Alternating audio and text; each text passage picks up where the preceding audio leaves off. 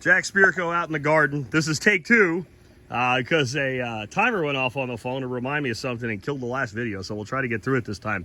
What I'm going to do today is talk to you a little bit about manual pollination of squash and why you may want to do that. In this instance, we have a tromboncino on this side, and we have a sickle squash, a tropical zucchini, on this side. And even though these guys look very similar in leaf form and what have you, they're actually completely different families of squash, or species of squash, I should say, that do not cross-pollinate. So I have no cross-pollination concerns here, but I could, and that's part of why you might want to do this. The other reason is we frequently get into these imbalances. Now, right now, we're in like the good imbalance. We have a couple females showing up here and there, and a ton of male flowers. When you get that, it's not really a problem. What happens sometimes, you get one or no male flowers, and you get lots of female flowers, and then you don't get any pollination. So there's some things that you can do to mitigate this. First, let's talk about how you manually pollinate a squash. All I did was take one of the freshly opened males, and since I have to do this one-handed, I went ahead and pulled all of the petals off that flower and just chucked them to the ducks. And so now I have pollen all over the male part of the flower there, and there's actually a bunch of it down in the cup of the flower that kind of fell down in there. And so if I was doing this two-handed, I would literally hold this one upright and then tap that, kind of like tapping something out. But just to show you what you need to get done, right there is the female part of the flower, and all you have to do is get any amount of pollen from this flower to that flower, and that's pretty much it. You might as well get as much as you can, but if you have one or two male flowers and you have a lot of female squash, just that little touch is probably going to get you where you need to go. There's another female that will probably open in a couple days. That one probably a day later. As you can see, these guys can get quite large before they open. Up here on the sickle, there's my first sickle squash to set, and I did the same thing with that because we were in a big imbalance. We had only one male flower, and it was down here. Now there's tons of this. And again, these flowers look very similar. The squash look very similar, but these do not cross from one to the other. And again, we'll see if the sickle survives the squash vine borers. So far, so good. I haven't seen any evidence of squash bug eggs. I haven't been checking every leaf, but generally you'll see squash bug eggs on the underside of the leaf.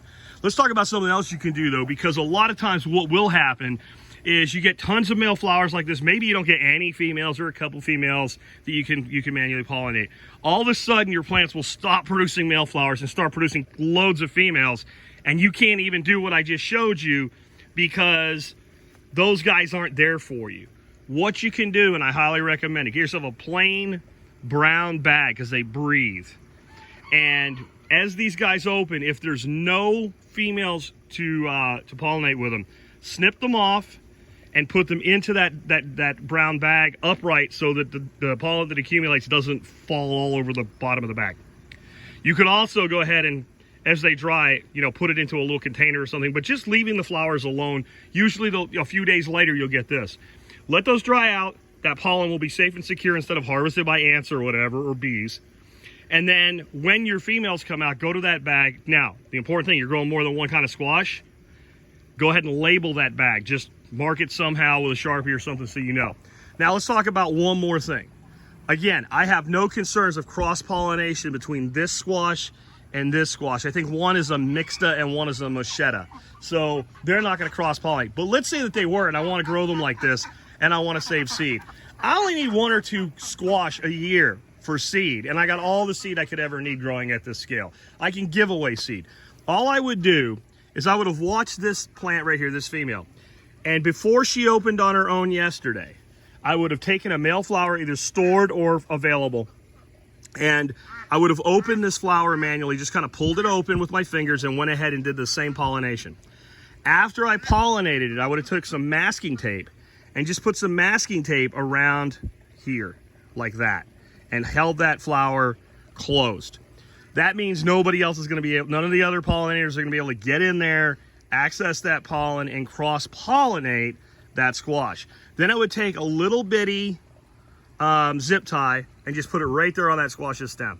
And that would just tell me that is one that I did that to.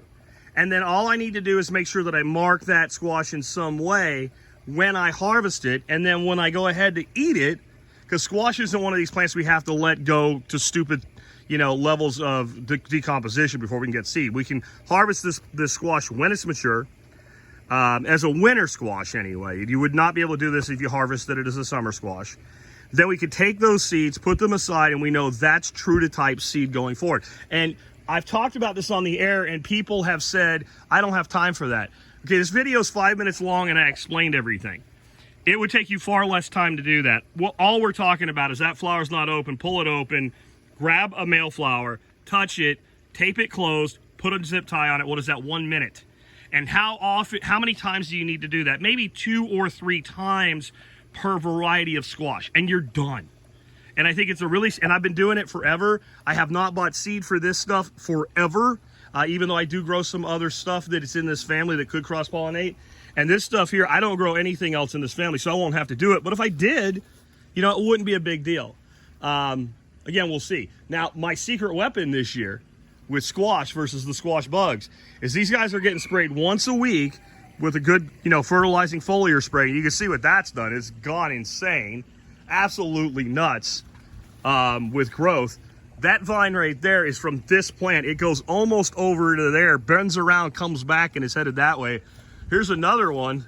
This is another one of the Trombochinos, and it's got a vine all the way up to there, and it's got another vine all the way out to there. I've actually started removing vines from this one plant so that it doesn't eat everything.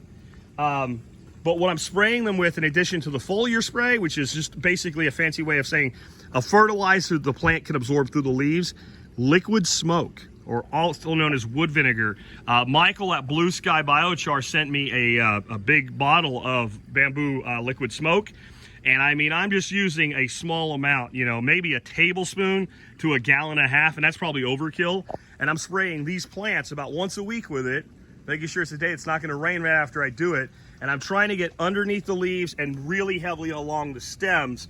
And so far, so good. 0 squash bug damage. Now, these plants, this Trombochino, this will get squash bug damage, even the vine borers, and it'll live.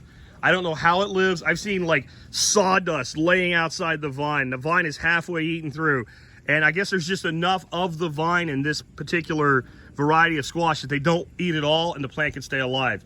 You can also, if it's damaged, if you can do it without breaking the vine, you can actually cut it open, pull the borers out, and if you have a place where you can bury that wounded vine. It'll reroot and actually make the plant stronger. So this gets by. Again, we'll see about this.